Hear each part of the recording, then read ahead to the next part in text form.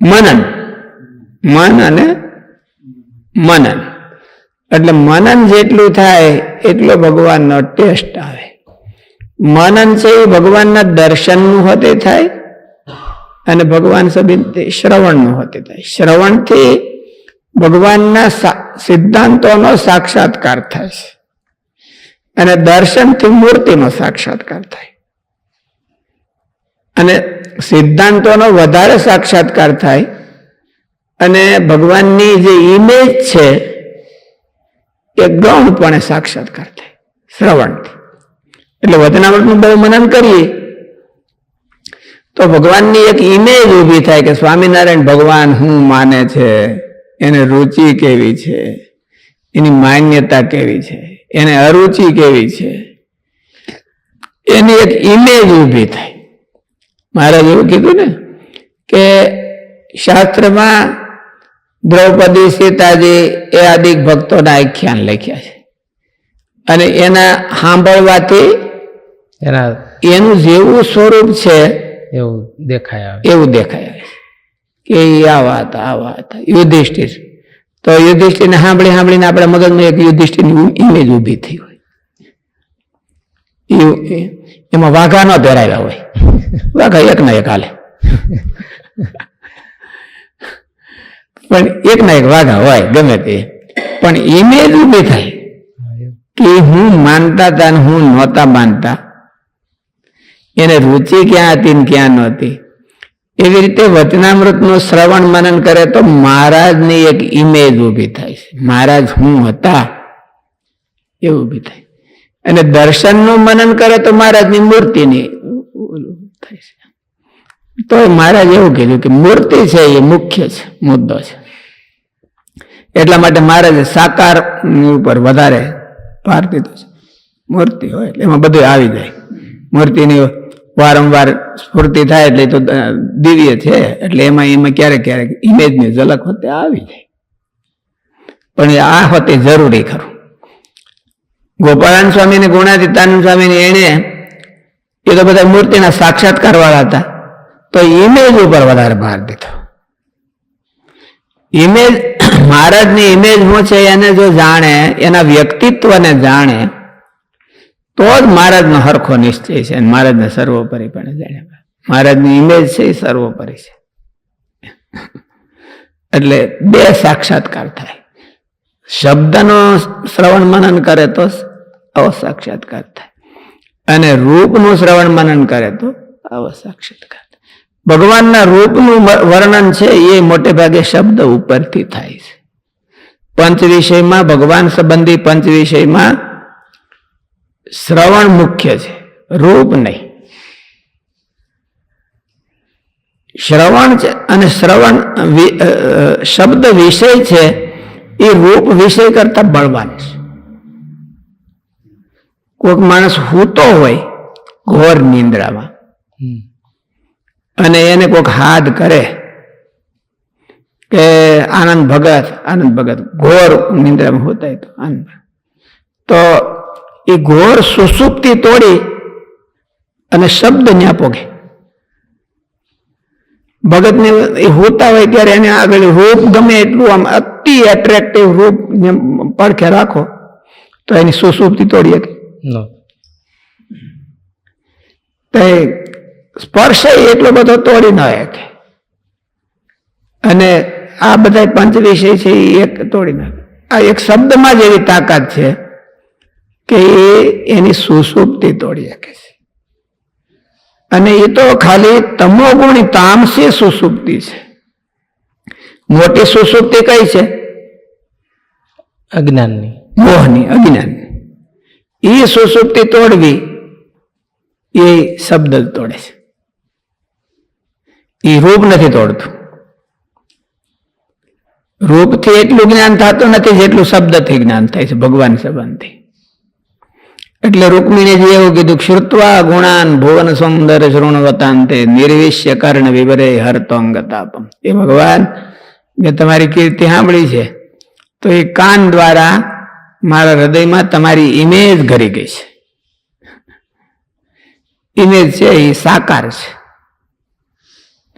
શબ્દ ભલે ગમે તેવા હોય, પણ મહારાજે કીધું કે દ્રૌપદી, સીતા, કુંતા એના બધા એના શબ્દો સાંભળીને એની એક ઇમેજ ઊભી થાય છે આપણા હૃદયમાં, અને એ આપણા હૃદયમાં સાકાર ઊભી થાય છે.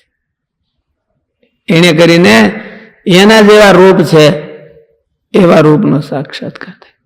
એવી રીતે આ મહારાજના શબ્દો છે, અને મહારાજના શબ્દો આપણે વારંવાર એનું મનન કરીએ ત્યારે મહારાજની એક ઇમેજ ઊભી થાય છે આપણા હૃદયમાં, અને એ ઇમેજ છે એ મહારાજની ઓળખાણ, એનું વ્યક્તિત્વ છે. અને એટલે વ્યક્તિત્વનો સાક્ષાત્કાર થાય છે. એટલે ખાલી દર્શન કરી રાખે અને એનું ઓલું કે એને અખંડ સ્મૃતિ રહે તો ગુણાતીતાનંદ સ્વામી કીધું પછી મરને ભલે નહીં કે એને અખંડ સ્મૃતિ હોય તો થોડુંક સમજવાનું છે, એ જો સમજી લે તો અખંડ સ્મૃતિ કરતા આગળ છે.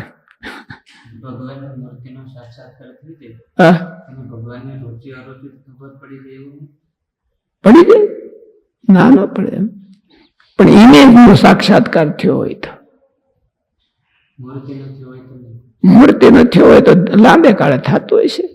મહારાજે તો મૂર્તિને મુખ્ય કેન્દ્ર કીધું છે, એમાં ના નથી કઈ. અને મૂર્તિ તો કઈ જડ તો નથી, ચેતન છે, એટલે એમ થાય. તો પણ મોટા સંતોએ આને વધારે પ્રાધાન્ય આપ્યું. ભગવાનના સ્વરૂપના અખંડ સ્મૃતિ કરતા પણ ભગવાનના સ્વરૂપને સમજવું એ વધારે મહત્વ આપ્યું. પછી ક્યાંક ક્યાંક તો એવું લખ્યું કે કોટી ધ્યાન કરતા પણ શ્રેષ્ઠ છે ભગવાનનું નિરૂપણ. કાર્યણીના 8મા વચનામૃતને વંચાવીને સ્વામી કે ભગવાનના સ્વરૂપનું નિરૂપણ તો મહારાજને આવડે ને કા ગોપાળાન સ્વામી જેવા હોય એને આવડે, અને આવી રીતે નિરૂપણ કરવું એ કોટી ધ્યાન કરતા પણ શ્રેષ્ઠ છે. અને સુખદેવજી ધ્યાનમાંથી ઉઠીને ભગવાનનું નિરૂપણ કરતા હવાય. એટલે એ નિરૂપણનો અર્થ છે ઇમેજ. મૂર્તિ ન કરતો ધ્યાનમાં સંભાળતા હતા. હા, સુખદેવજી સંભાળતા હતા, પણ નિરૂપણ કરવા જાય એટલે એને સાક્ષાત્કાર રહે છે. સાક્ષાત્કાર ભૂલીને પછી નિરૂપણ કરવા નથી જતા. સાક્ષાત્કાર ઉલટો દ્રઢ થાય છે મૂર્તિનો, ધ્યાનનો, એટલે દ્રઢ થાય, અને ઉલટું એમાંથી વધારે ડીપ જાય છે અને એનો મહિમા સમજાય છે. એટલે મહિમા છે, ઇમેજ છે, એ મહિમા છે. આપણે કોઈ વ્યક્તિ છે આપણે ભાડ્યા ન હોય અને એને સાંભળ્યા જ હોય, ખાલી એની કીર્તિ સાંભળી હોય તો એ વ્યક્તિનું એનું વ્યક્તિત્વ આપણને તરી આવે. આપણે એમ કે નારદ, તો નારદને આપણે જોયા છે નહીં, ફોટા કોકે બનાવ્યા છે ને, કે નારદે પોતે જ ફોટો બનાવ્યો છે કે કેમેરામાં તો ક્યાં આવ્યા જ નતા નારદ. એને ફોટા બનાવ્યા છે એની ઇમેજ ઉપરથી બનાવ્યા છે. કે શાસ્ત્રમાં શબ્દો નારદજીના છે, નારદ બોલ્યા હોય, અથવા તો નારદનું કોકે વર્ણન કર્યું હોય, અથવા તો નારદે કાંઈક એક્શન લીધી હોય, એના ઉપરથી આપણને એની એક બધું ભેળું થઈને એક આપણને ઇમેજ ઊભી થાય. એમ મહારાજના ચરિત્રો, મહારાજની મૂર્તિ, મહારાજના શબ્દો, એ બધું આપણે ભેળું થાય એટલે મહારાજની આપણા હૃદયમાં, આપણા જીવમાં એક મહારાજની ઇમેજ ઊભી થાય. મહારાજ કેવાય છે, મહારાજ કેવાય છે, એવી ઇમેજ. અને એ જાજુ શબ્દોથી થાય છે. મહારાજ બોલ્યા હોય ને મહારાજ વિશે બીજા બોલ્યા હોય, મહારાજ બોલ્યા હોય અને મહારાજ વિશે બીજા બોલ્યા હોય, મહારાજે કાર્ય કર્યા હોય અને બીજાના કાર્યને મૂલવા હોય. કામ કરીને આવ્યા હોય તો એને મહારાજ સ્ટેટમેન્ટ કર્યું હોય ને કંઈક, એની ઉપર સ્ટેટમેન્ટ દીધું હોય, એના ઉપરથી મહારાજની ઇમેજ આપણના હૃદયમાં એક ઊભી થાય. અને એની ઉપરથી મહારાજની ઇમેજ મારા હૃદયમાં ઊભી થઈ હોય ને પછી હું કોકને કહું કે મહારાજ કેવા છે તો એ નિરૂપણ કહેવાય. ઓલાને સમજાઈ જાય એવી રીતે કેવું એને નિરૂપણ કહેવાય. પણ તો યથાર્થ તો કઈ નથી એકાતું. મહારાજ જેવા છે ને, હે મહારાજ એવા છે કે યથાર્થ તો કોઈ કઈ નથી એક તો મહારાજના સ્વરૂપને. એટલે એની ઇમેજ જાણવી એ અખંડ સ્મૃતિ કરતા સંતોએ વધારે એને મહત્વ દીધું. જે એ તો એની પાસે તો અખંડ સાક્ષાત્કાર હોતે હતો અને એ મહારાજની યથાર્થ ઇમેજ હોતે જાણતા હતા. મહારાજનો મહિમા હોતે જાણતા હતા. એટલે એની પાસે તો બે હતું. એટલે મહારાજે ગુણાતીતાનંદ સ્વામી એવું કીધું કે અખંડ સ્મૃતિ કરતા પણ આ ધ્યાન, અખંડ ધ્યાન કરતા પણ આ વધારે છે.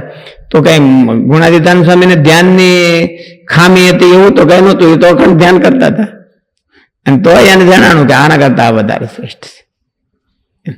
સુખદેવજી ધ્યાન કરતા હતા અખંડ અને તોય બધા નિરૂપણ કરવા માંડ્યા. એવું એમાં શું વિશેષ છે? આમ અલૌકિક છે ખરું, ક્યાંક છે, આપણને તો ખબર ન હોય. અખંડ સ્મૃતિ નહીં તો અઘરામ અઘરી વસ્તુ છે.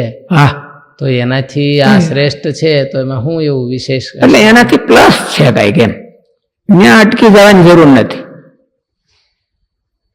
ત્યાં અટકી જવાની જરૂર નથી, એનાથી પ્લસ છે કઈ. એટલે ઓલું જે થાય છે એ અખંડ સ્મૃતિને મૂકીને થાય છે એવું નથી, પણ એનાથી નહીં પણ કંઈક પ્લસ છે. એટલે તો આમાં એવું કીધું કે શ્રવણ મનન સુખદેવજી ધ્યાનમાંથી ઉઠીને એને કર્યું હું ચરિત્રો ગાયા, ભગવાનને સંભાળ્યા, ગુણ ને ચરિત્ર ગાયા. ખાલી ચરિત્ર જ ગાયા એવું નહીં, ગુણ હોતે ગાયા, એના કાર્યો ગાયા, બધું ગાય. જે જે કઈ કૃષ્ણએ કર્યું એ જન્મીને મૃત્યુ હતી, અંતર્ધ્યાન હતી, એ બધું ગાયું. તો એમાં નિરૂપણ હું એને કર્યું, ભગવાનના સ્વરૂપનું જ નિરૂપણ કર્યું. એ જ આમાં મનનમાં આવ્યું. મનન કરે, રિપીટેશન કરે, જે વારંવાર રિપીટેશન, જે શ્રી કૃષ્ણ ભગવાનનું એને વારંવાર રિપીટેશન કર્યું, અખંડ ગાયું અને રિપીટેશન કર્યું. રિપીટેશન કર્યું એટલે એમાં અતિશય ધ્યાન વારંવાર આવતું ગયું. એ ધ્યાન કરતા શ્રેષ્ઠ છે.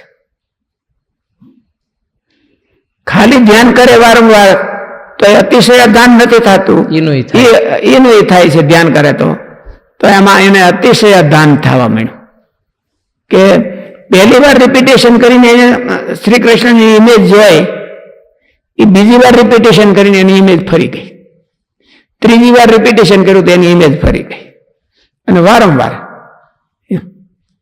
એટલે તો યતો વાતો નિવર્તન તે અપ્રાપ્ય મનસા સાહેબ નેતિ નેતિ ભગવાન છે એને વારંવાર જેટલા વાર રિપીટેશન કરે એટલી એની ઇમેજ છે એમાં અતિશય ધ્યાન થતું જાય અને વધારે ક્લિયર થતી જાય. અને ભગવાનનો તો કોઈ અંત જ નથી, ભગવાનનો તો કોઈ અંત નથી. એટલે એ તો શ્રવણ મનનનો એનો મહિમા છે કે જેને અખંડ દેખાતા હોય એને પણ કરવું. ભગવાનની એક મૂર્તિ અને ઇમેજ એને ધારી લીધી ને એને અખંડ દર્શન થાય છે, એને હોતે કરવું. અને મહારાજ હોતે સત્સંગી જીવનમાં બધે કીધું, વતના ગીતામાં કીધું, પાવનાની મનીષીણા યજ્ઞો દાનસ તપસ્ચૈવ, એટલે એ બધાનું આમ કે પ્રતિક રૂપે કીધું છે. યજ્ઞ દાન એટલે એવું જ નહીં, અધ્યયન સ્વાધ્યાય બધું કરવાનું અને છેલ્લા શ્વાસ સુધી કરવાનું, છેલ્લા શ્વાસ સુધી કરવાનું. અને જેને અખંડ મૂર્તિ દેખાતી હોય એને હોતે કરવાનું, અને જેને આમ ઇમેજ આમ બરાબર હાજર હોય એને હોતે કરવાનું. બંધ ન કરવું, આનો અવધિ જ નથી.